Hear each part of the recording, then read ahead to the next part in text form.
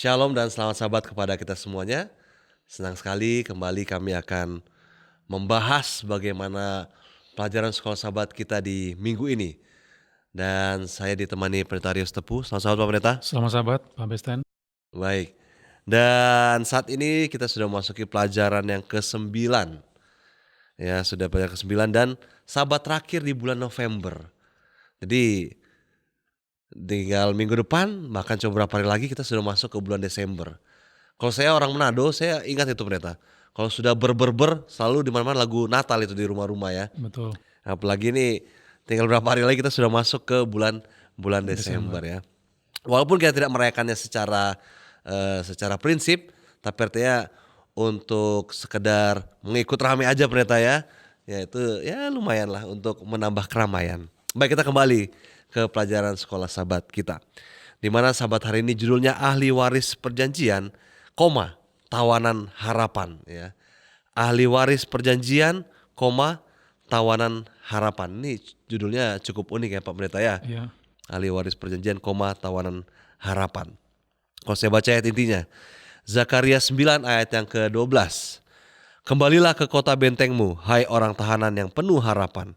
Pada hari ini juga aku memberitahukan, aku akan memberi ganti kepadamu 2 kali lipat. Wah, ini ayatnya luar biasa ya, artinya ada sebuah harapan di mana ketika seseorang yang tidak ada apa-apanya akan diberikan 2 kali lipat. Nanti kita akan coba melihat nih latar belakang ayatnya kemana sih, dan apa sih arti dari judul ini setelah kita membahas keseluruhan dari pelajaran kita di sahabat hari ini.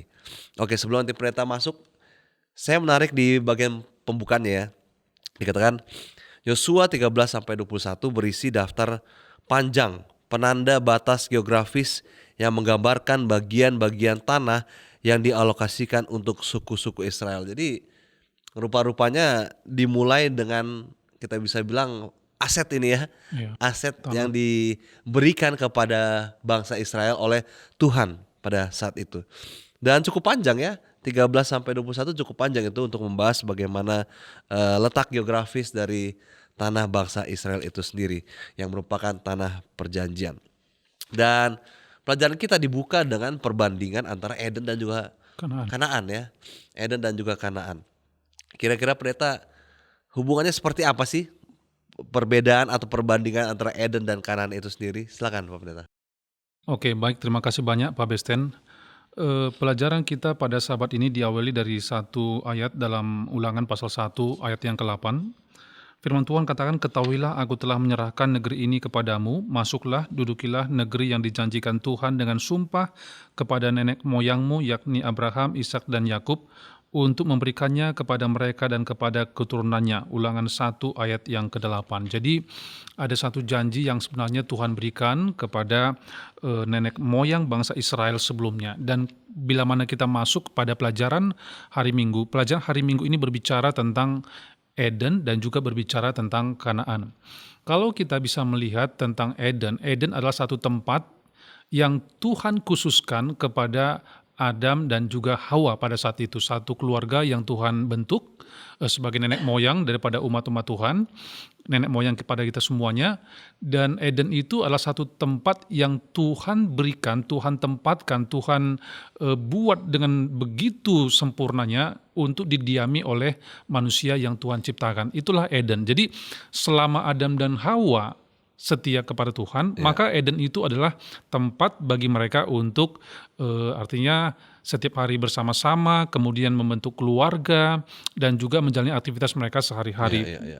Khususnya beribadah kepada Tuhan. Itu desain Allah mengenai Eden. Satu tempat yang Tuhan berikan. Dan kalau kita masuk kepada Kanaan ini juga adalah satu tempat yang Tuhan janjikan. Jadi Eden dan juga Kanaan ini sama-sama tempat ataupun tanah yang diberikan oleh Tuhan Allah kepada manusia, dan khususnya kepada Kanaan itu adalah kepada bangsa Israel.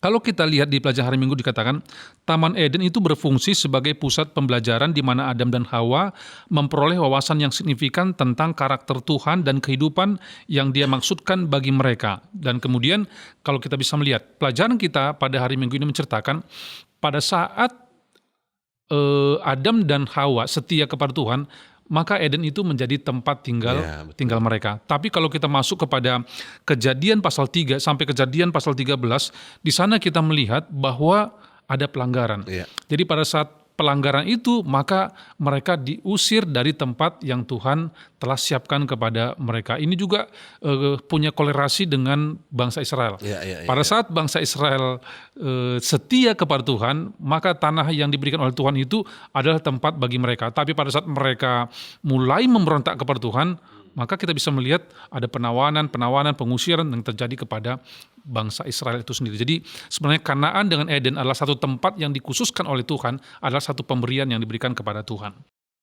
Ya, ini pemberian dari Tuhan kepada manusia ya. Iya, Nah, yang tadi Pendeta sempat baca yang di bagian di mana bahwa ketika mereka berada di Taman Eden, mereka memperoleh wawasan yang signifikan tentang karakter Tuhan dan kehidupan yang Dia maksudkan bagi mereka. Artinya memang disitulah ketika manusia Tuhan ciptakan, Tuhan berikan tempat yang spesial di Eden. Di situ juga mereka belajar bagaimana Iya. karakter Tuhan ya. Di situ mereka belajar bagaimana menyembah kepada Tuhan. Kalau bisa nggak saya bilang Pendeta bahwa ini sedikit berbeda dengan bangsa Israel ketika mereka diberikan tanah Kanaan. Karena begini, buat saya gini, mungkin ini iya. pendapat saya. Karena ketika mereka sampai di Kanaan, mereka sudah kenal Tuhan sebelumnya ini. Nah, berbeda dengan Adam dan Hawa kan sudah di Eden baru Iya. mereka mengenal Tuhan. Gimana Pendeta? Apakah pendapat saya pas atau gimana ini? Eh, j- Atau prinsipnya bukan ke sana atau gimana coba Pendeta? Jadi gini, Adam dan Hawa itu kan adalah manusia yang diciptakan oleh Allah dengan khusus, ya artinya Ya. khusus. Dan bangsa Israel itu juga adalah bangsa yang dikhususkan oleh Allah supaya bangsa-bangsa di sekitar bisa melihat karakter Allah melalui kehidupan Iya, orang Israel. Jadi sebenarnya Adam dan Hawa itu bersama dengan orang Israel itu adalah sama-sama orang pilihan Allah yang sebenarnya harusnya menunjukkan seperti apa itu Allah. Ya, kalau kita sekarang di Indonesia ini ataupun di dunia ini, mereka ini sama seperti duta besar ya, Iya, yang iya, ditempatkan di satu negara Iya, itu untuk menggambarkan negara tersebut. Jadi sebenarnya ya bangsa Israel itu duta besar Allah. Adam dan Hawa itu juga adalah sebagai yang dikhususkan oleh Allah di dunia ini. Oke. Jadi kalau kita melihat juga bahwa memang bangsa Israel ini juga kan sebetulnya mereka harus bisa menjadi cerminan bagaimana karakter Allah itu sendiri ya Betul. kepada bangsa-bangsa yang lain. Sekitar. Selama mereka bisa menjadi sebagai cerminan Tuhan kepada bangsa yang lain, sebenarnya aman tanah perjanjian ini ya. Betul, iya. Tapi kenyataannya kalau kita pelajari memang banyak jatuh bangunnya juga bangsa Israel ya. Bahkan sampai ada terjadi pembuangan lah mereka ke Babel, bahkan juga ditawan di Mesir.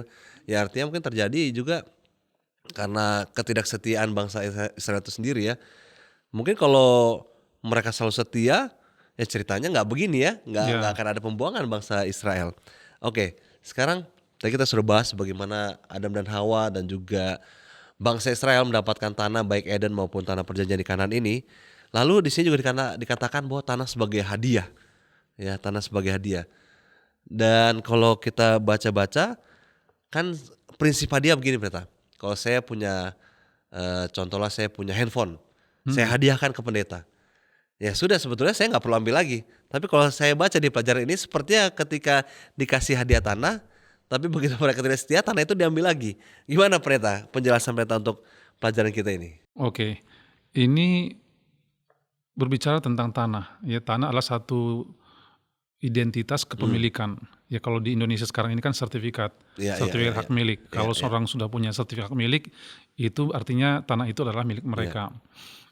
Sah kepunyaan mereka. Tetapi kan ada juga undang-undang yang mengatur bahwa segala sesuatu di muka bumi ini, khususnya di Indonesia ini adalah Punya negara punya negara, yang negara sewaktu-waktu bisa mengambil. mengambil atau menggunakan tempat itu bila mana satu hal yang penting sekali. Jadi kalau berbicara tentang tanah sebagai hadiah ini juga berbicara tentang bagaimana kepemilikan. Saya ingat kami di kampung ada tanda kalau kita memang asli penduduk asli tempat itu. Jadi harus punya tanah ladang, kemudian harus punya sawah yang kedua, dan yang ketiga harus punya seperti hutan kecil di kampung itu. Kalau kita punya tiga itu artinya bahwa kita adalah penduduk asli di kampung itu. Oke, itu di kampung kami. Oke. Jadi kalau berbicara di sini, ini berbicara tentang tanah yang diberikan oleh Allah kepada bangsa Israel. Ini berbeda dengan hadiah gitu ya. Kalau hadiah Bapak BSN kasih sama saya handphone baru contohnya, itu sudah sah milik saya, Bapak nggak bisa minta lagi. Tapi ini berbeda. Ya, tanah yang diberikan oleh Tuhan kepada bangsa ini adalah satu tempat yang sebenarnya anugerah, bukan hasil usaha dari bangsa Israel itu sendiri. Jadi itu adalah sesuatu yang diberikan oleh Allah kepada bangsa itu, ya, menjadi tempat tinggal mereka selama mereka tetap setia kepada Tuhan. Jadi kalau kita lihat di sini, Abraham itu katanya menunggu sampai 400 tahun. Dan kemudian bangsa Israel itu masuk ke tanah Kanaan itu setelah mereka 40 tahun keluar dari tanah Mesir. Jadi tanah itu merupakan lambang daripada identitas, ya, identitas.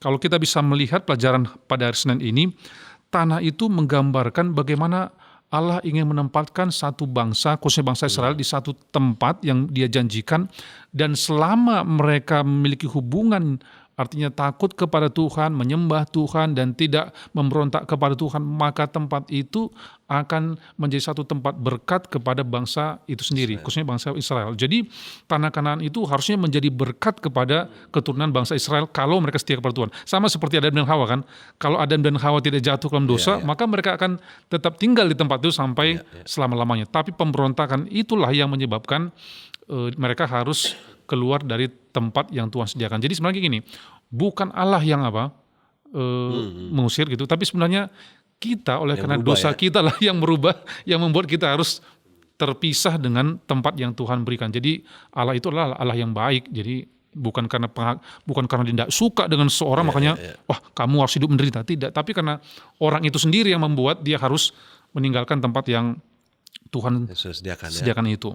Oke, jadi memang semakin terbuka ya, ketika apalagi pendeta mengambil contoh sertifikat tanah, ketika suatu saat negara bisa ambil alih. Ya, kita juga pernah dengarkan peraturan yang baru kalau tanah nggak diolah selama berapa 1 atau 2 tahun akan diambil alih pemerintah katanya. Artinya ya mungkin prinsip yang bisa kita ambil contoh bagaimana tanah perjanjian ini ya, walaupun ini contoh dari negara kita. Mungkin saya bacakan juga ya keterangan tambahan dari Pak Pendeta tadi di pelajaran kita hari Senin. Sekalipun Israel menerima tanah itu sebagai hadiah dari Yahweh, dalam arti yang sebenarnya Allah sendiri tetaplah pemiliknya. Sebagai pemilik sejati seluruh bumi, ya, jadi pemilik sejati seluruh bumi, Yahweh memiliki hak untuk memberikan tanah itu kepada Israel atau mengambilnya. Jika Tuhan adalah pemilik tanah, maka bangsa Israel dan lebih jauh lagi semua manusia adalah orang asing dan pendatang. Atau dalam Islam modern kita semua adalah tamu jangka panjang Tuhan di tanah atau buminya. Jadi artinya memang kalau kita mau menjabarkan secara luas atau secara umum, memang Tuhan ini pemilik seluruh alam semesta ini ya.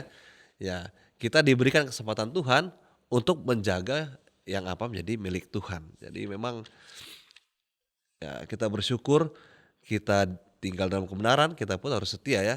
Ya harusnya juga bangsa Israel dulu bersyukur dia menjadi bangsa pilihan Tuhan ya. Tapi ya karena banyak tantangan, banyak cobaan, sehingga akhirnya itulah yang terjadi kepada bangsa Israel. Tadi saya katakan ada ya dalam kehidupan bangsa Israel penuh tantangan juga ya, dengan orang sekitarnya, dengan bangsa sekitarnya. Makanya dikatakan ada tantangan juga di negeri itu ya. Apa pendeta yang mau pendeta sampaikan? Tantangan seperti apa sih yang dirasakan oleh bangsa Israel khususnya di tanah Kanaan ini? Oke, kita coba sedikit berbalik kepada hari Senin dan masuk pada hari Selasa. Kalau kita pelajari pelajaran ini misalnya gini, waktu bangsa Israel itu berada di Mesir, bangsa Mesir itu telah memiliki teknologi yang mungkin jauh di atas negara-negara yang lain. Dikatakan mereka sudah punya irigasi yang bagus, kemudian punya militer yang bagus, kemudian mereka juga punya sungai Nil yang mengaliri Mesir itu sehingga kebutuhan air mereka tercukupi. Dan juga dengan kerja keras. Jadi di Mesir itu segala sesuatu itu kebutuhan air sebagai contoh saja itu sudah mereka punya sumber daya alamnya. Jadi mereka nggak begitu terlampau sulit untuk mendapat air. Tapi di tanah Kanaan ini pada saat mereka menguasai tanah Kanaan itu, ini juga tantangan bagi mereka. Ya, apa tantangannya? Pada saat mereka menanam anggur, contohnya menanam sesuatu, maka air itu nggak ada tersedia seperti di Mesir. Jadi satu sumber-sumber khusus itu hanya datangnya dari Tuhan itu sendiri. Jadi kalau seandainya Tuhan tidak menurunkan hujan dari langit, maka Ya nggak bisa juga mereka nggak bisa ngapain ya. apa-apa ya. Jadi ini tantangan bagi mereka. Tapi selama mereka setia kepada Tuhan, ya Alkitab katakan eh, Tuhan menurunkan hujan, kemudian menumbuhkan tanaman-tanaman mereka, bahkan Tuhan juga membuat hasil tanaman mereka itu berlimpah-limpah. Itu salah satu mungkin juga tantangan bagi mereka mengenai keadaan alam di tempat itu.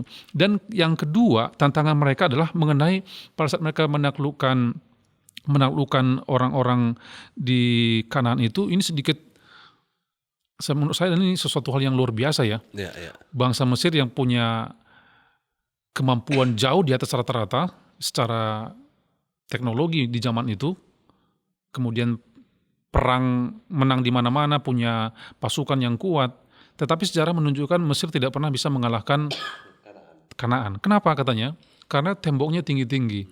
Tembok tinggi-tinggi, saya nggak tahu temboknya itu berapa tingginya, tapi maksudnya bangsa yang kuat nggak sanggup melawan Kanaan. Dan ini ada satu bangsa yang nggak pernah diajar perang, nggak punya panglima perang yang sudah belajar lama untuk menjadi panglima perang.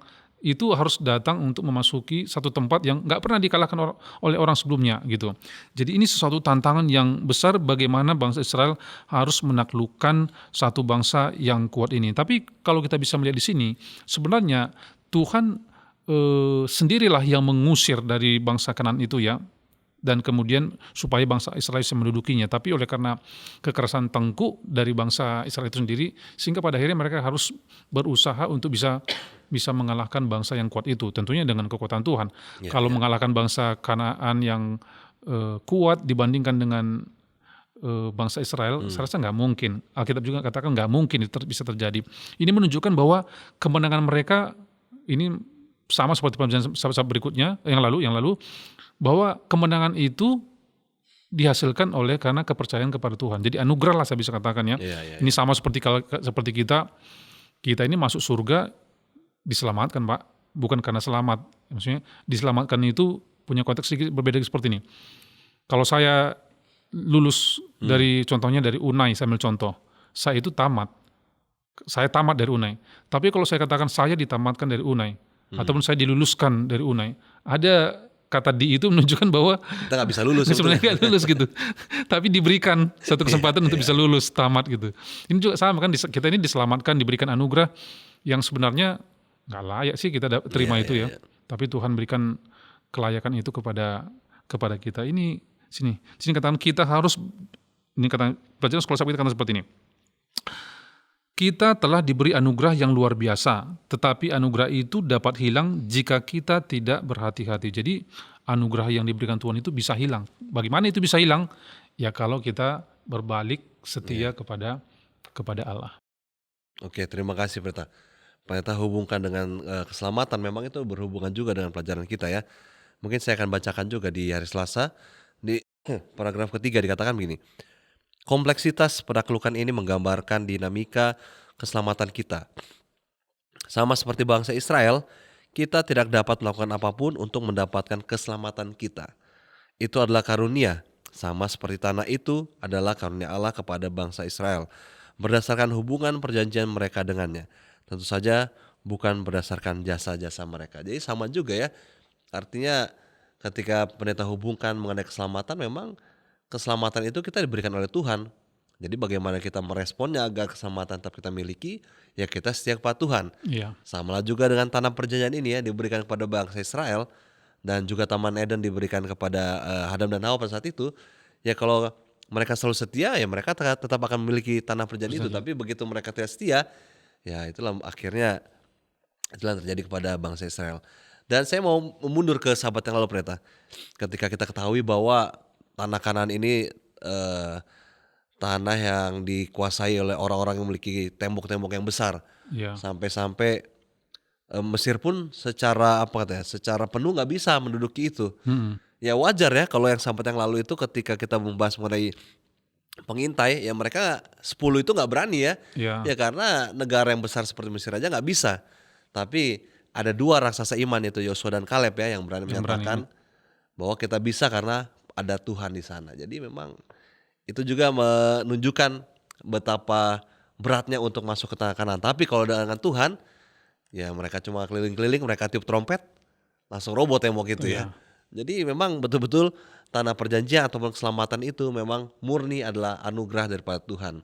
Kita diselamatkan ya, bukan kita menyelamatkan diri kita sendiri. Nah, yang menarik lagi pendeta, ketika kita membahas mengenai eh, aset atau tanah yang dimiliki khususnya pada zaman bangsa Israel itu, ternyata ada dibahas mengenai Yobel ya.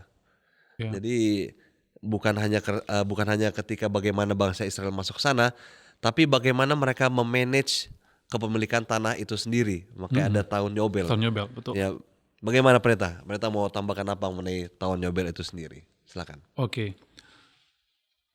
Kalau saya berbalik sedikit ke pelajaran sahabat lalu kita belajar tentang Yosua dan juga Kaleb ya. Kaleb pada saat dia berumur 85 tahun, dia datang kepada Joshua untuk meminta tanah yang sudah dijanjikan oleh Musa. Ya, 45 tahun yang lalu lah, seperti itu ya. Jadi pada saat pengintai itu datang, kemudian Kaleb menyampaikan sesuatu yang benar, maka kemudian Musa katakan, tanah di mana kamu berpijak itu akan menjadi tanah keturunanmu katanya kan. Dan kemudian Kaleb datang kepada Yosua untuk meminta tanah yang telah dijanjikan oleh Musa. Kemudian berikutnya adalah Yosua yang terakhir, ini pelajaran minggu lalu, yang terakhir sekali meminta tanah. Artinya tanah itu semua orang sudah selesai dapat bagiannya, baru yang terakhir. Makanya namanya kan kalau kita terjemahkan yang sisa gitu ya tanahnya. Jadi menunjukkan dua pemimpin. Kalau saya melihat yang satu adalah satu penghormatan kepada yang paling tua. Jadi Kaleb lah orang yang paling tua di bangsa Israel pada saat itu, dan kemudian Yosua adalah pemimpin yang artinya mendapatkan warisan yang terakhir, menunjukkan bahwa bagi dia orang lain lebih penting daripada dirinya sendiri. Jadi fokusnya adalah orang lain sudah terima, baru kemudian sisanya dia terima. Ini sama seperti kalau di Potluck Pak. Kalau Potluck kan orang lain semua sudah kenyang, mungkin sering kita lihat gembala terakhir makan, walaupun kadang-kadang gembala juga ada juga yang didahulukan yang pertama, tapi banyak saya lihat gembala menunjukkan karena hatinya dikasih dulu anggotanya makan, baru kemudian kadang dia terakhir mengambil. Ini menunjukkan juga bahwa supaya semua umat-umatnya mendapatkan bagian. Kemudian kita masuk kepada tahun Yobel ini. Tahun Yobel ini juga adalah tahun yang sebenarnya fungsinya adalah untuk memperhatikan orang-orang miskin, sehingga tidak ada perbedaan antara orang kaya dengan orang yang miskin, jenjangnya tidak terlalu jauh sekali seperti itu. Oke. Kalau kita baca dalam Imamat pasal yang ke-25 pada ayat yang ke-4, Alkitab katakan seperti ini. Tetapi pada tahun yang ke-7 haruslah ada bagi tanah itu suatu sabat, masa perhentian penuh, suatu sabat bagi Tuhan. Ladangmu janganlah kau taburi dan kebun anggurmu janganlah kau rantingin. Dan apa yang tumbuh sendiri dari penuaianmu itu janganlah kau tuai, dan buah anggur dari pokok anggurmu yang tidak dirantingi janganlah kau petik. Tahun itu harus menjadi tahun perhentian penuh bagi tanah itu. Hasil tanah selama sabat itu haruslah menjadi makanan bagimu, yakni bagi bagimu sendiri, bagi budakmu laki-laki, bagi budakmu perempuan, bagi orang upahan dan bagi orang asing di antaramu yang semuanya tinggal padamu. Jadi sebelum kita masuk ke tahun Yobel ada yang namanya tahun Sabat. Jadi tahun ke-7 itu orang Israel tidak menanam apapun di tanah yang diberikan oleh Tuhan kepada mereka. Jadi mereka menanam dari tahun pertama sampai tahun ke-6. Kalau kita pelajari di Imamat pasal 25 ini, bisa saja ada orang tanya, jadi apa makanan kami di tahun ke-7? Tahun pertama, kedua, ketiga, 4, 5, 6 itu kan Tuhan berikan hasil. Tahun ke-7 kan nggak bisa bertanam. Dari mana mereka bisa makan? Dari mana kami bisa makan? Kan? Tapi ada satu janji yang Tuhan berikan di dalam Imamat pasal 25 ini, katanya Tuhan akan memberikan di tahun ke-6 itu 3 kali hasil. Sehingga tahun ke-7 itu ladang tidak ditanamin, kemudian tahun pertama kembali itu mereka menanam, masih ada makanan, bekal, sehingga itu mencukupi mereka. Jadi Tuhan itu luar biasa ya. Tuhan berikan berkatnya di tahun ke-6, ini hampir sama seperti waktu bangsa Israel keluar di tanah Mesir, kemudian diberikan pada hari Jumat itu 2 kali lipat makanannya, 2 gomer per hari Jumat. Kemudian kita masuk ke tahun Yobel. Tahun Yobel ini adalah tahun yang ke-50 katanya. Saya baca ayat 8. Selanjutnya engkau harus menghitung 7 tahun Sabat, yaitu 7 kali 7 tahun katanya. Kemudian kita masuk kepada ayat 10, kamu harus menguduskan tahun yang ke-50 dan memaklumkan kebebasan di negeri itu bagi segenap pendudukmu. Itu harus menjadi tahun Yobel bagimu, dan kamu harus masing-masing pulang ke tanah miliknya dan kepada kaumnya. Tahun yang ke-50 itu harus menjadi tahun Yobel bagimu. Jangan kamu menabur, dan apa yang tumbuh sendiri dalam tahun itu jangan kamu tuai, dan pokok anggur yang tidak dirantingi jangan kamu petik buahnya, karena tahun itu adalah tahun Yobel, haruslah itu kudus bagimu. Hasil tahun itu yang hendak kamu makan harus diambil dari ladang. Dalam tahun Yobel itu kamu harus masing-masing pulang ke tanah miliknya. Jadi tahun Yobel itu adalah tahun ke-50, yaitu tahun di mana hampir sama seperti Sabat ke-7 tadi katanya ya, tahun ke-7 nggak boleh menanam apa-apa.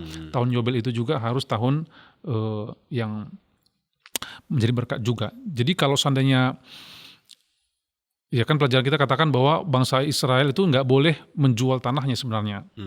Ya, karena itu adalah yang diberikan oleh Tuhan, karena pemilik tanah itu adalah Tuhan itu sendiri. Tapi kalau seandainya ada seseorang dari anggota keluarga yang telah menjual tanahnya kepada orang lain, maka tahun Yobel ini katakan juga gini, sebelum tahun ke-50 itu, maka kalau ada saudara laki-lakinya, maka saudara laki-lakinya itu harus apa? Harus melunasin ataupun membeli kembali itu tanah, sehingga tanah itu tetap menjadi milik keturunan mereka. Jadi ini menunjukkan bahwa supaya kelangsungan setiap suku-suku itu tetap ada ya. Jadi ini Tuhan menunjukkan supaya tidak ada kemiskinan sebenarnya, tidak ada perbedaan yang menjulang antara yang kaya dan yang miskin, dan ada keadilan yang terjadi di antara umat-umat Tuhan. Jadi desain Allah itu sebenarnya seperti itu. Tapi di sini katakan bahwa pelajaran kita, bangsa itu gagal menerapkan apa yang Tuhan telah terapkan kepada mereka. Oke, terima kasih Pendeta. Jadi kalau bisa dikatakan juga bahwa tahun Yobel ini seperti undang-undang yang Tuhan berikan kepada mereka ya, untuk bagi mereka menjaga menjaga aset ataupun menjaga ya perekonomian masing-masing orang lah ya, supaya jangan ada yang terlampau miskin, jangan juga yang terlampau kaya. Makanya di sini katakan undang-undang kepemilikan tanah memberikan kesempatan kepada setiap orang Israel untuk terbebas dari keadaan yang menindas, yang diwariskan atau yang disebabkan oleh diri sendiri, dan untuk memiliki awal yang baru dalam hidup. Jadi artinya di tahun ini juga, inilah tahun yang baru ya buat mereka yang selama ini mungkin lagi hidupnya dalam kesusahan, entah karena diri sendiri, entah karena keluarganya yang menjual itu. Disinilah bagaimana mereka bisa memulai baru lagi. Artinya memang kesempatan Tuhan selalu terbuka buat mereka ya, untuk tetap hidup sejahtera. Dan memang betul juga kata pendeta, memang Israel juga yang lalai menaati standar ini, sehingga akhirnya ya tetap terjadi suatu hal yang tidak sesuai yang Tuhan harapkan ya di tahun Yobel yang sudah kita bahas tadi. Nah sekarang kita lanjut pendeta ke pelajaran kita berikutnya, tanah yang dipulihkan. Ya, di mana dibahas mengenai awalnya bagaimana bangsa Israel ada pembuangan di Babel ya, lalu mereka diberikan kesempatan untuk memperoleh tanahnya. Bagaimana pendeta? Pelajaran hari Kamis ini berkaitan dengan pelajaran pada hari Minggu. Jadi di sini katakan, selama masa pembuangan di Babel, bangsa Israel tidak hanya mengalami kenyataan yang menyedihkan karena tidak memiliki tanah. Ya, jadi kemudian lebih lanjut dikatakan, ketika bangsa Israel mengakui dosa-dosa mereka, bertobat dan mencari Tuhan dengan segenap hati mereka, Tuhan menggenapi janjinya katanya. Jadi kalau kita baca di pelajaran sekolah sahabat kita ini menekankan satu skema, ya. Contohnya tadi rencana Eden, Tuhan memberikan satu tempat di Taman Eden kepadanya. Tetapi pada saat mereka jatuh, maka mereka dibuang dari Taman Eden. Kemudian mereka tidak punya tempat tinggal. Kemudian kita kalau masuk lagi kepada Kejadian pasal 12 sampai Ulangan 34, ini juga merupakan satu perjalanan iman. Jadi selama perjalanan bangsa Israel kita bisa melihat pada saat mereka setia kepada Tuhan, maka Tuhan menempatkan mereka di satu tempat yang Tuhan telah siapkan. Tapi setiap mereka melanggar perjanjian dengan Tuhan, maka hasil dari pelanggar itu adalah mereka terbuang dari tempat yang telah disiapkan oleh Tuhan. Dan pada pelajaran hari Kamis ini berbicara, pada saat umat-umat Tuhan itu, katanya orang Israel itu bertobat dari dosa-dosanya, maka Tuhan itu adalah Allah yang berbelas kasihan, yang kemudian mengampuni dosa-dosa mereka dan membawa mereka kembali untuk dipulihkan kembali ke negeri yang Tuhan janjikan. Artinya Allah itu adalah Allah yang kasih, walaupun bangsa itu sebelumnya telah melakukan pelanggaran kepada janji mereka kepada Allah. Jadi selama mereka memiliki hubungan yang dekat dengan Tuhan, selama mereka setia kepada Tuhan, maka Tuhan memberikan tempat yang Tuhan berikan itu kepada mereka. Ini juga menunjukkan kepada kita, kepada bangsa Israel, dan juga menunjukkan kepada bangsa, atau maksudnya umat-umat Kristen pada sekarang ini, dikatakan orang yang mengasihi Tuhan. Pelajaran kita katakan, penggenapan akhir dari janji Allah tentang peristirahatan, kelimpahan, dan kesejahteraan di negeri itu akan terjadi di bumi yang baru, bebas dari dosa dan konsekuensinya.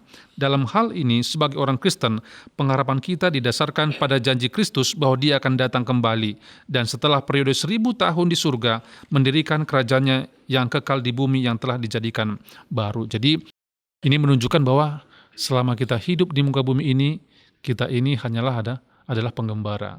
Ya, kita ini adalah penggembara karena sebenarnya tempat yang Tuhan janjikan bagi umat-umat Tuhan adalah kerajaan surga, yaitu setelah 1000 tahun nanti, maka bumi kita ini akan dipulihkan dan kita akan bersama-sama dengan Tuhan untuk selama-lamanya. Jadi itulah tempat, itu adalah suatu kediaman yang disiapkan oleh Tuhan kepada setiap orang yang percaya. Jadi perjalanan hidup kita ini, kalau seandainya di dunia ini kita mungkin nggak punya tanah ataupun tidak punya tempat tinggal, ya seperti orang lain, ya, tapi kita harus ingat bahwa ada satu tempat yang Tuhan siapkan kepada kita yang bukan hasil usaha kita, bukan hasil pekerjaan kita, tapi itu adalah satu pemberian anugerah yang luar biasa yang Tuhan berikan kepada kita semuanya.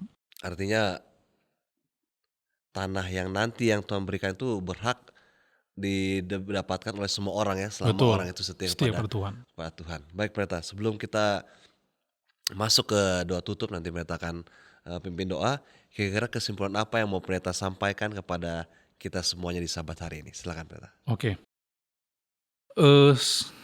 Saya ingin bacakan dari tulisan dari Kemenang Akhir halaman 675 yang dituliskan oleh seorang yang bernama Ellen White. Dikatakan seperti ini. Di dalam Alkitab, warisan orang-orang diselamatkan disebut suatu negeri, ya, Ibrani 11 ayat 14 sampai 16. Di sana gembala surgawi menentukan kawanan dombanya ke mata air kehidupan.